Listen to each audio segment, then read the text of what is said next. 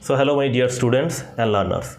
In the series of data structures and algorithm, today I am going to discuss how to print the data part of a single linked list in reverse order. Okay, so first we will write down the header line of the function. For example, suppose the return type of the function is void, that means it will not return anything, and the name of the function is reverse underscore print, and suppose it is not accepting any parameters. Okay, so you have not mentioned anything in the pair of parentheses. Okay, so first we will draw the figure. So we will consider 4 different nodes in our linked list, and then we will discuss how to proceed further. Okay, so let's have the figure first.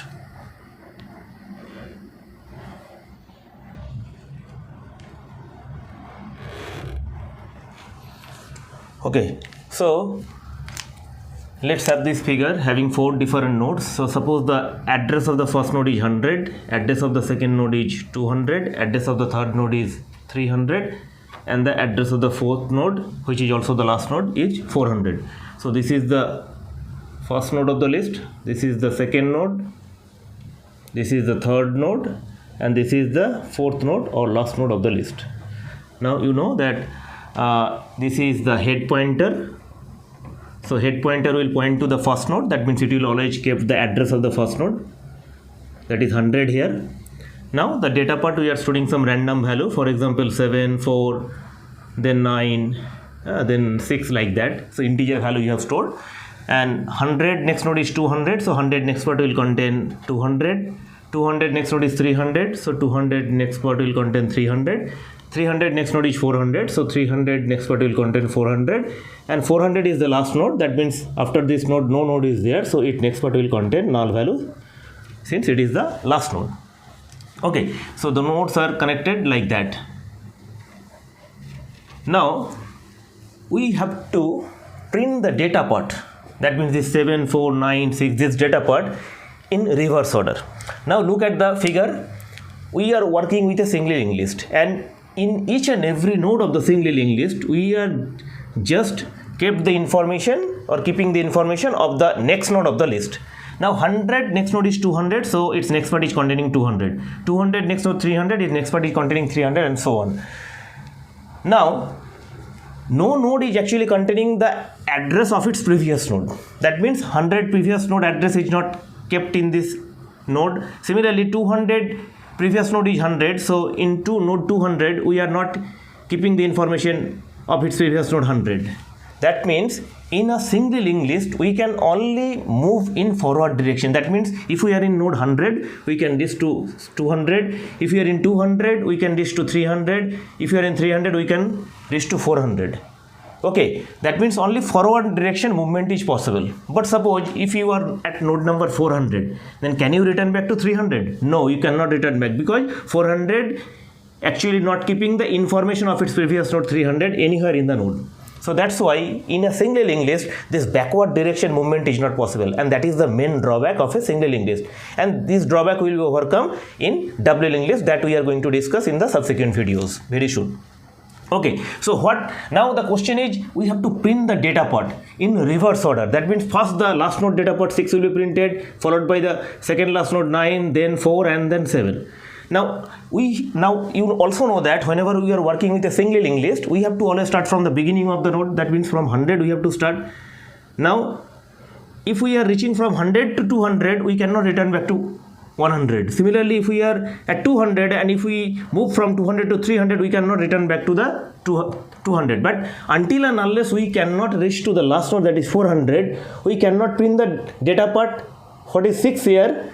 Okay, so first what you have to do, we will start from the beginning of the list. Okay, and the data part that we will retrieve from each and every node, and we will keep this data part in an integer array. Why array? Because there may be many number of nodes, so we have to store many data parts. Okay, so when you have to store more than one value, then array is the solution. Okay, similar type of values are there, integer type of values, so we will declare an integer array, and where we have to store the data part of each and every node. And finally what we will do, we will print the data part of this single linked list that has been stored in the array, we will print the array in reverse order.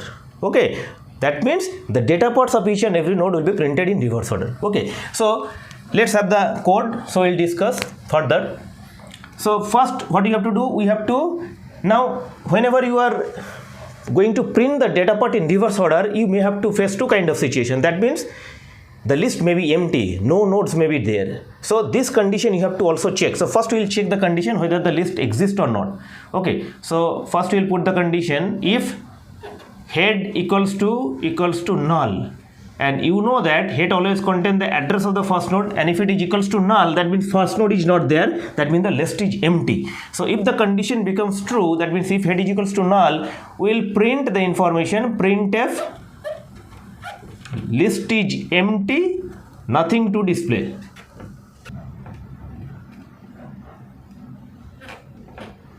Okay, so that will be the end of the if block. And if the head content is not equals to null, you check here the head content is 100, so it is not equals to null, it is not equals to null, so that means the list exists. Then we will execute the else block, where we will print the data part of each and every node in reverse order. Okay, now in else part, what you have to do, first you have to declare the node pointer, because you have to start from the beginning of the list. Okay, so first we will declare a node pointer. You know that struct node star temp, that is the declaration to create the node pointer temp. And after that, what we will do, we will start pointing the temp pointer to the first node. So for that, what you have to do, you have to write temp is equals to head. Now what is the value of the head? Head value is 100, that means head is pointing to this first node. Okay, so head is pointing to the first node. Now the head value will also be stored in the temp, that means temp will also point to the first node, that is 100. Okay, where from we will start working. Okay, now before proceed further, what you have to do, we have to declare an array. Now the question is, what will be the size of the array? How will you be able to know that how many nodes are there? Because you know that if there are 4 nodes, and since each and every node is containing a single data part, so 4 data, that means 4 integer value we have to store in the array. Now we have already implemented a function called count function. If we call this function will return us that how many nodes are there, that means number of nodes in the list. So we will call the count function here to know how many nodes are there, and based on this value we will declare the integer array. Okay, so for that we will declare some variable, for example int c. Here c is the integer variable, and we are calling the count function. Okay, so I will request each one of you, before going through this lecture video, you please go through this lecture video number 16 in this series, where I have discussed in detail about the count function. So when here we are calling the count function, so count function will do what? Count function will return an integer value, and what will be the integer value? It will return the number of nodes present in the list. So here how many nodes are there? 4 nodes are there. So actually the c value will be 4. So after executing this line, the value of c will be 4. That means 4 nodes are there. Okay, then based on this value, what we will do, we will now create an integer array, for example a, and the size will be c. Okay, and then we have to access this array. So for that we have to declare loop variable I, and you know that array index always start from 0, so we are initializing this index by 0. Okay, and another variable we are declaring, that is j, that means when we will print the array in reverse order, this time this j variable will also be required. So these are the declaration part. Okay, now we will start from the first node. So temp has already started pointing to the first node. Now we have to reach up to the last node. That means each and every time temp will point to a node, we will retrieve the data part and we will store it in the array.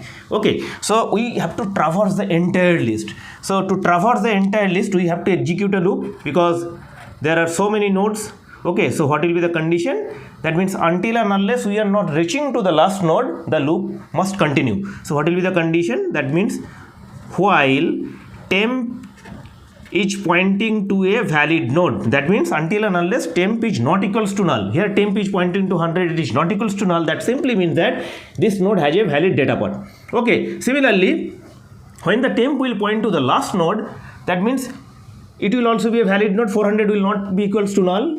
That means it will have its data point. Okay, so this condition will help us to traverse the entire list. So it will help us to traverse the entire list.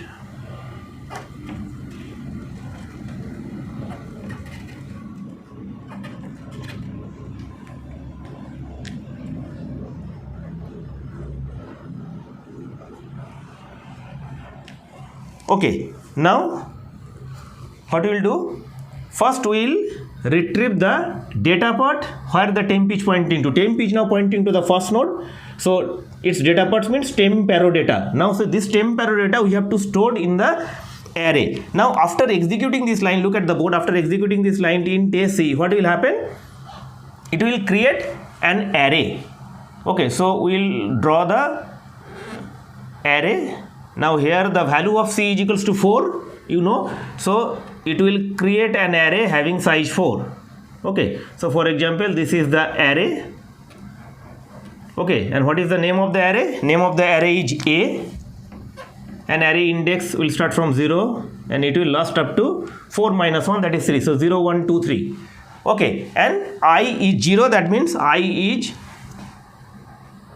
actually managing the index. Since the array index always start from 0, so I is pointing from 0. Okay, now you check, temp is now pointing to the first node, that is 100. So the condition is true, that means 100 not equals to null. So what we will do, we will retrieve the 100 data part, that is temp arrow data, and we will store it in the array. So what we have to write? A of I plus plus is equals to temp arrow data. So we are storing the data part of the node where temp is pointing to this array. Now look at this line. Currently what is the value of I? Value of I is 0. Look at the figure. So first A of I will be executed. So at A0 what will be stored? Temp arrow data. Now what is the temp arrow data? This is temp and this is the data part of the temp. So temp arrow data is 7. So 7 will be first stored in A of 0. So first 7 will be stored at that location, and after that the I value will be incremented. So now the value, the previous value of I was 0, now it will become 0 plus 1. Okay, so now it will become 1. Okay, I value will be incremented by 1. So right now I had shifted to the index 1 because we have already stored the value 7 at index 0. So next value will be stored at index 1. That's why we have incremented the value of I. Okay, now what we are going to store here? The next node data part. So we have already stored the data part of the first node. Now we will shift the temp pointer from first node to the second node. So for that what you have to write? You have to write temp is equals to temp arrow next. Okay, that means temp will be moved from this first node to the second node. That means temp is now pointing to the node 200. Okay, now again the condition will be checked in the while loop. So 200 it is not equals to null, that means it is a valid node. So now we will fetch the or retrieve the data part of the 200. Okay, and it is 4. So what will happen? The temp arrow data, that means 200 data part, what is 4, will be stored at which location? Currently the value of I is equals to 1. So at A1 the value will be stored, that is temp arrow data. Temp arrow data is 4. So 4 will be stored here. Okay, after that what will happen? I will be incremented by the value 1. So I plus plus will become, I will be 1 plus 1, that is 2. So I will be at index 2 right now. Okay, after that what will happen? Temp will be shifted to its next node because you have already stored the data part of the second node. So now temp will be moved from the second node to the third node. Okay, so now again the third node is, that means temp is pointing to the third node, it is 300 temp value. So it is not equals to null, the condition is true. So what will happen? Then A of I, current value of I is 2, that means at A2 the temp arrow data, current temp is 300, so temp arrow data is 9. So 9 will be stored at A2. So A2 that is 9 will be stored, and after that I will be incremented by the value 1. So previous value of I was 2 and currently it will become 2 plus 1, that is 3. Okay, and after that what will happen? The temp will be shifted to its next node, that is to the node 400, and it is the last node also. Okay, so then the condition will again be checked, 400 temp value, and it is not equals to null, that means it is temp is pointing to a valid node, that means we will retrieve the data part. So this temp arrow data currently it is 6 and it will be stored to AI. AI means I value is 3, look at the board, it is 3. So at A3 the temp arrow data 6 will be stored. So we are storing 6 at A3. Okay, and after that temp will be moved and I will become incremented by the value 1. So I plus plus will be executed. So currently the I value is 3. So after incrementing I value by 1, the value of I will now become 4. This is very important. I has become 4. Okay, after storing the value at index 3. Okay, and temp will be moved to its next node, that means temp arrow data. Now look at the board, temp is currently pointing to the 400 and its next part is null. So current temp arrow next value is null. So if we execute this statement gets executed. After executing this statement, what will happen? The temp value will be null. Okay, so temp value has become null. Now you look at that condition of the while loop. We have given the condition that if temp not equals to null, but currently temp value is null, so the condition becomes false. That means we will be out of this loop. That means the loop has been executed, and that simply means that we have traversed the entire list and all the nodes data part we have stored in the array properly. Okay, and after storing the 4 different nodes data part in the array, the I value has become 4 and the temp value has become null. So this is the current scenario. Now what you have to do? We have to print the data part, okay, of the array in reverse order, because you can check that the last node data part has been stored in the last location or last cell of the array. So from this location we have to start printing. So we have to start printing the data part from index 3. Okay, because at index 3 we have stored the data part of the last node, that is 6. So from this location we have to start printing, and up to index 0 we have to proceed. Okay, so for that we have to execute a for loop. So before executing this for loop, we will print a message to the screen so that user will understand. So what we are going to, we will print the data parts are in reverse order as follows. Okay, so after printing this line, then we will execute the for loop. So for, we have already declared the variable j. So j will start from index 3. So what you have to write? J is equals to I minus minus. So what is the current value of I? It is 4. So I minus minus means I value will be decremented by 1. So the current value of j will be 3. Okay, so current value of j will be 3. And we have to proceed until and unless the j is greater than equals to 0, because we have to go up to 0, that's why equals to 0, and we will decrement the value of j by 1, j minus minus. So that is the condition of the loop. Okay, and inside the loop what we will do, we will print the array element. Okay, so integer value, that's why percentage d, this is the /t tab, that means it will be printed in a certain gap by taking 8 characters gap. So this is the meaning of tab, and we have to print a of j. Okay, so here you can check the j value is 3, that means j is at index 3. Okay, the condition is true, 3 greater than equals to 0. Okay, so it will print the data part. Okay, so if we print the output, okay, so what will be the output? So first this line will be printed, the data parts are in reverse order as follows.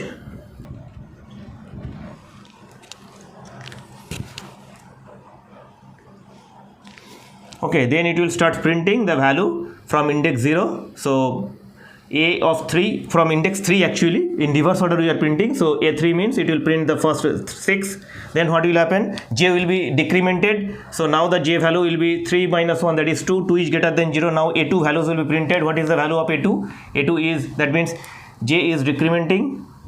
Okay, so j is 2. Okay, so A2, that means 9 will be printed, and after that ij will again be decremented. It is 1 greater than equals to 0. The condition is still true. That means j is 1. Okay, so the j is equals to 1. That means it will print 4. Okay, aj, that means a1, value presented index 1. So it will now print 4. And after printing 4, what will happen? It will again go to this decrementation part. The j value will become 1 minus 1, that is 0. So j at index 0. So you look at the condition, the 0 is greater than equals to 0. The condition is still true. That means now it will print the value of a of 0, and a of 0 is 7. Okay, so that is the end of the loop. So single statement is there, no need to put the braces, and that is the end of the else block. Okay, and that is the end of the function. Okay, so you check that we have printed the data part of the linked list in reverse order. That means 6, 9, 4 and 7. In this way we have printed the data part of a single linked list. Okay, so my dear students, I hope that you have understood the concept of printing the elements in reverse order of a single linked list. Thanks for watching. Please take care. Have a nice day.